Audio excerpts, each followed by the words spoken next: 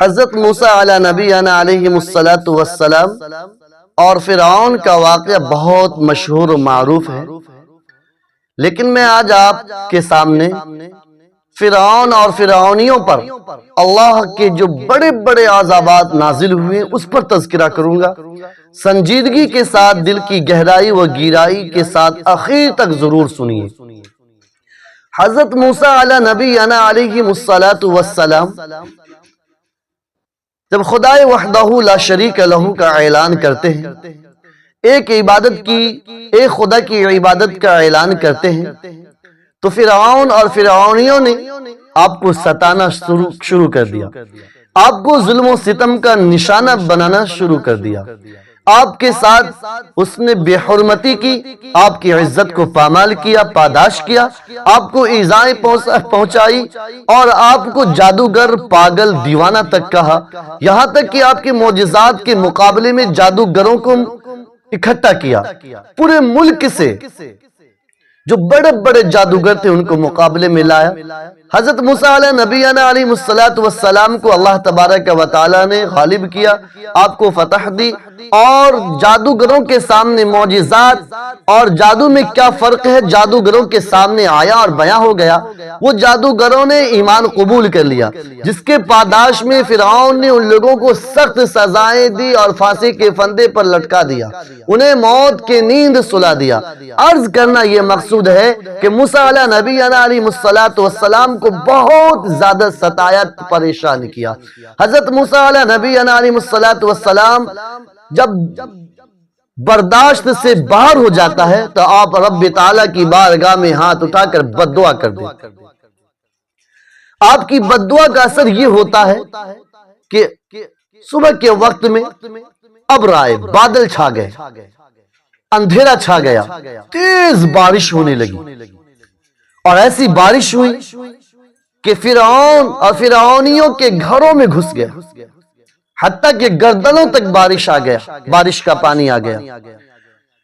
وہ اس بارش کے موسم میں کچھ نہیں کر سکتے تھے، نہ ہل سکتے تھے، نہ آ سکتے تھے، نہ جا سکتے تھے، کچھ بھی نہیں کر سکتے تھے۔ اور خدا کی قدرت کا کرشمہ یہ کہ جو آپ کے ماننے والے تھے، بنی اسرائیل تھے، جو موسیٰ علیہ السلام پر ایمان لانے والے تھے، ان کے گھروں میں قطرہ بھی بارش کا نہیں جا رہا، ان کو ذرا بھی نقصان نہیں پہنچ رہا ہے، وہ ایسے ہی عیش و آرام کے ساتھ افراح و تفریح مزہ لے رہے ہیں۔ انہوں نے ایمان قبول کر رکھا، حضرت موسیٰ علیہ نبینا علیہ السلام کے دامن سے وابستہ۔ فرعون اور فرعونیوں کو 7 روز تک وہ لوگ اس مصیبت میں مبتلا رہے، اس آفت اور بلا میں گرفتار رہے۔ جب ان کا کام نہیں چل سکا، پھر حضرت موسیٰ علیہ نبینا علیہ السلام کے پاس یہی سرکش اور نافرمان قوم اور نافرمان بادشاہ حضرت موسیٰ علیہ نبینا علیہ السلام کے پاس آتے ہیں اور درخواست کرتے ہیں کہ آپ اللہ کے نبی ہیں، آپ رب تعالیٰ سے دعا کر دیجئے کہ یہ مصیبت جو بارش والی ہے یہ ٹل جائے، یہ ہٹ جائے، پھر ہم آپ کے اوپر ایمان لے آئیں گے، آپ کا کلمہ پڑھ لیں گے، آپ کے رب کو مانیں گے اور آپ کو اللہ کا رسول تسلیم کریں گے۔ حضرت موسیٰ علیہ نبینا علیہ السلام نے دعائیں فرمائی، آپ کی دعا قبول ہوئی، بارش چھٹ گئی، اور اللہ تبارک و تعالی نے اس بارش کو جو زحمت بنی ہوئی تھی فرعون اور فرعونیوں کے لیے، اللہ نے اسے رحمت میں تبدیل کر دیا، اور کھیتوں کے اندر اس بارش کے پانی کو جمع کر دیا، اور فصل باغات میں اس پانی کو جمع کر دیا، اور پھر اس پانی کے سوکھ جانے کے بعد نہایت عمدہ فصل پیدا ہوا۔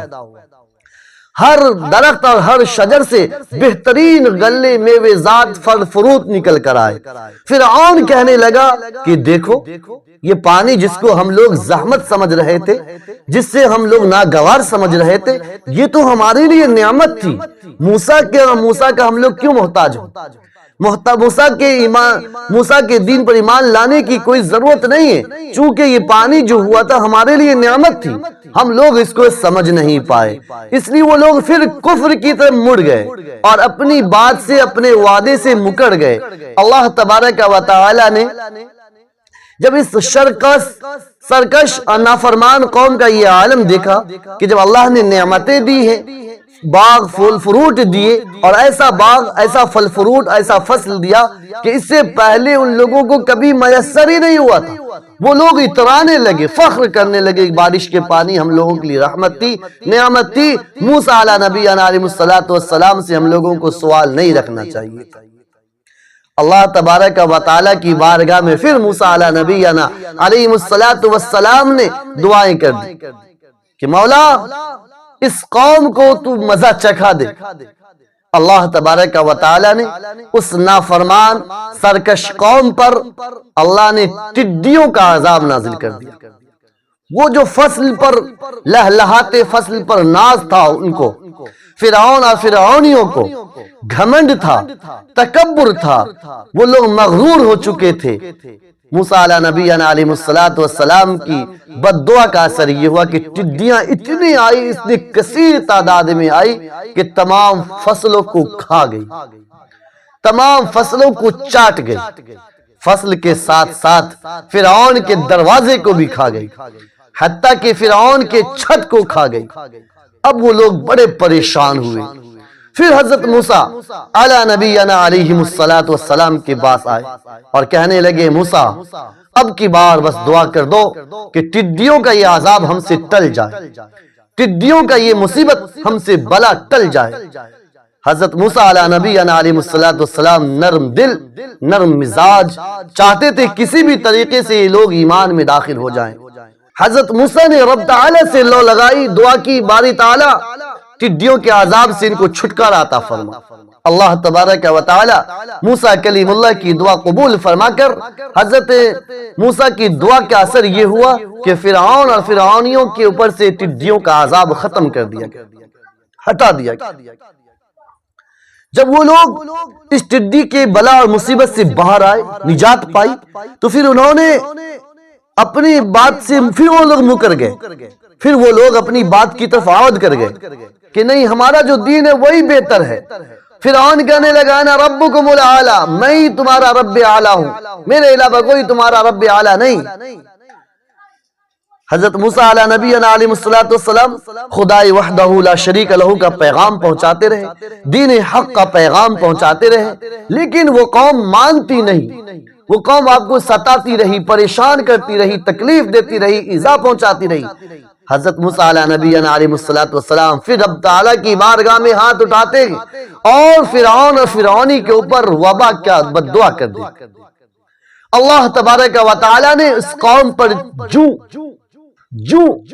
کا عذاب نازل کر دیا، جو کا عذاب نازل کر دیا، پورے کپڑے میں جو پڑ گئے،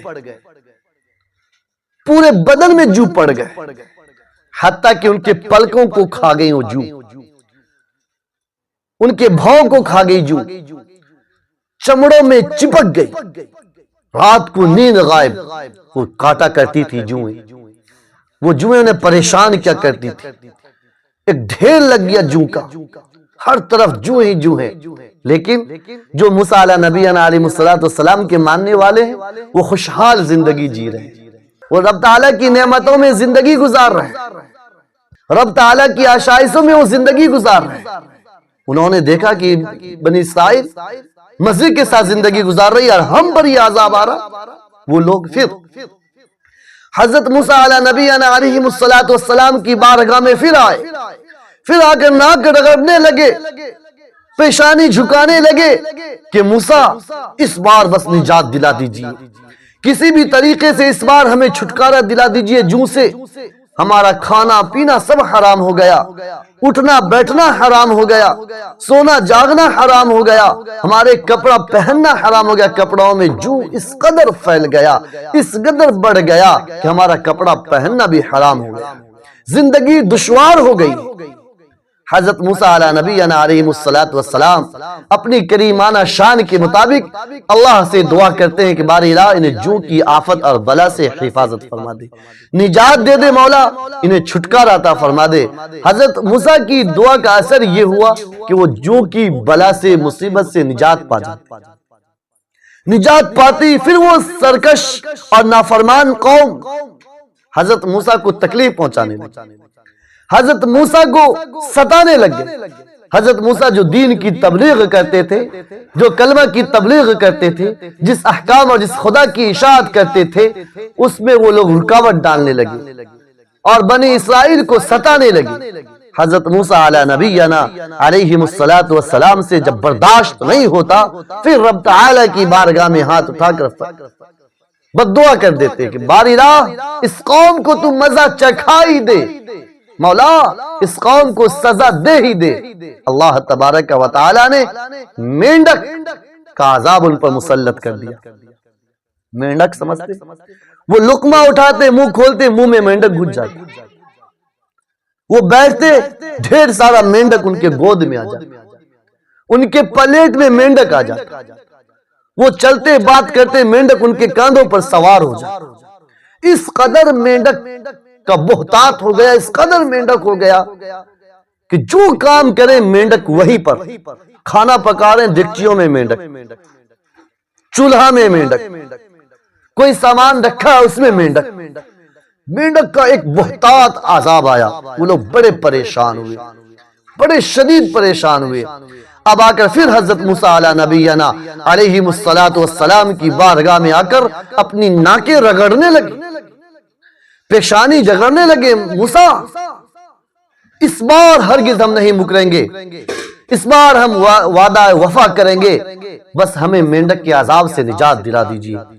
حضرت موسیٰ علی نبینا علیہ السلام نے رب تعالی کی بارگاہ میں ہاتھ اٹھا کر دعائیں کر دی کہ مولا اس قوم کو مینڈک کے عذاب سے حفاظت فرما، اس قوم کو نجات عطا فرما۔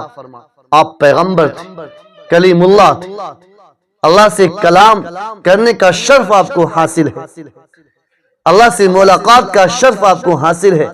آپ کا درد، آپ کا کڑھن اللہ دیکھتا ہے، اللہ جانتا ہے، اللہ سنتا ہے، اللہ خبر رکھتا ہے۔ آپ جیسے جیسے دعا کرتے، آپ کی دعائیں اللہ قبول کرتا، اور اس قوم کو مینڈک کے عذاب سے اللہ نے نجات دی، اس قوم کو اللہ نے مینڈک کے عذاب سے بچا لیا، حفاظت فرما۔ لیکن جیسے ہی وہ نجات پا گئے مکمل طریقے سے، پھر مکر گئے، پھر انہوں نے عہد شکنی کی، پھر انہوں نے اپنا وعدہ چھوڑ دیا، اپنا وعدہ توڑ دیا، اپنے وعدے کو بھول بیٹھے، جو عہد کیا تھا عہد شکنی کر بیٹھے، اور صرف عہد شکنی نہیں کرتے تھے بلکہ ہر ممکن کوشش کرتے تھے موسیٰ علیہ السلام کو سجانے اور تکلیف دینے، پریشان کرنے۔